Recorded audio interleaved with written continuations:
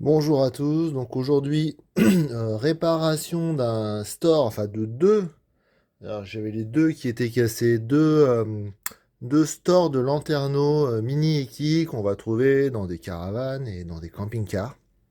Voilà, donc là on parle du cadre intérieur sur lequel se trouve une moustiquaire et un rideau occultant, ok, qu'on manipule par ici, là, voilà, assez simplement. Donc c'est pas le store complet et en fait derrière le mécanisme là de coulisses de ces deux systèmes de store, c'est des petites ficelles derrière qui sont appuyées sur des accroches en plastique relativement légères qui finissent par casser dans le temps. Donc moi, je l'ai déjà eu sur ces deux stores que je vous présente là. J'en ai un troisième, à mon avis, il va casser. Je vous montre comment réparer ça et aussi comment renforcer ce qui n'est pas déjà cassé de manière très simple. Et c'est une opération que vous pouvez faire aussi en camping, quasiment sans outils. Voilà, donc on y va. Euh, Là où c'est cassé, donc ça se trouve ici. Donc là, je vais vous montrer des photos de détails un petit peu plus claires.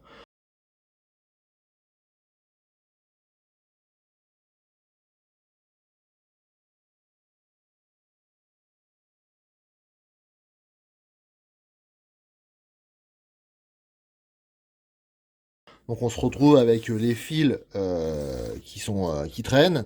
Et surtout, donc le symptôme, hein, c'est que là, le store, là, les deux stores ne viennent plus l'un contre l'autre. On n'arrive plus. Bon, on arrive quand même à le fermer à peu près, mais le guide là est entièrement de travers. Voilà, et bon, ça marche moins bien et c'est moins agréable. Voilà, si on change les pièces, hein, pour info, on va vite avoir chaque pièce à peu près 70 euros, ce qui est vraiment hors de prix. Euh, voilà, d'où l'utilité, je pense, de cette vidéo qui permet de réparer ça pour pas cher et d'avoir un store fonctionnel. Voilà. Donc là, je suis au dos du store. On voit qu'on a les fils là qui circulent. Voilà, il y a deux fils sur chaque côté, hein. Je peux écarter les deux côtés pour qu'on fasse bien la différence. Voilà, donc là, j'ai deux fils qui circulent ici, un et deux. Et là, donc c'est un côté qui n'est pas cassé. On voit, il y a une petite languette là qui retient ce fil là. Et une autre petite languette ici qui retient ce fil là. Voilà, bah, ce sont ces petites languettes là qui cassent. Alors là, tout simplement, ce que j'ai fait, donc j'ai fait pas une réparation, mais un renfort pour aider ce système-là à supporter la tension, parce qu'en fait, ces cordes sont vraiment, vous verrez quand vous devrez les remonter, c'est monté tendu, tendu. Et bon, apparemment, pour avoir un bon fonctionnement, il faut que ce soit tendu. Mais du coup, vu la tension, le plastique est trop léger. Clairement, la construction est un peu light. Donc là, j'ai fait un renfort avec le Rilsan. Avec donc c'est un petit collier en plastique, tout simple, qu'on trouvera facilement sur son lieu de vacances. Voilà, et on voit en fait sur le côté comment j'ai passé ce petit collier.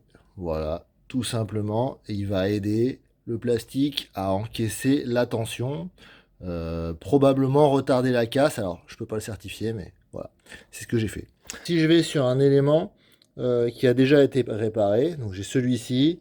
Donc là, on voit que j'ai encore une languette plastique qui subsiste, hein. Mais de ce côté-là, voilà, la languette, elle est plus là. Donc le fil est maintenu uniquement par le collier plastique. Mais ça permet tout de même de coulisser. Donc je vous remontre de ce côté-là ce que ça donne. Voilà, il est passé dedans. Pour moi, avec la tension des fils, il n'y a aucune chance que ce collier puisse s'en aller. Et ça a fait le job puisque, bah, vous allez voir, ça coulisse. Voilà, alors on peut très bien mettre un petit coup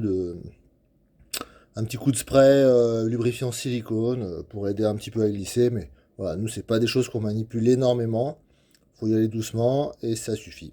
Voilà. Dernier point pour renforcer, j'ai aussi utilisé autre chose que le collier plastique qui demande peut-être un petit peu plus de boulot. Mais tout simplement, j'ai pris des petits morceaux de carte bancaire, ok, que j'ai collé par-dessus les deux languettes pour fermer. Donc ça nous empêche de démonter les fils, mais moi j'ai jamais eu besoin de les démonter. Il n'y a que quand ça a cassé que je me suis intéressé à ce truc-là.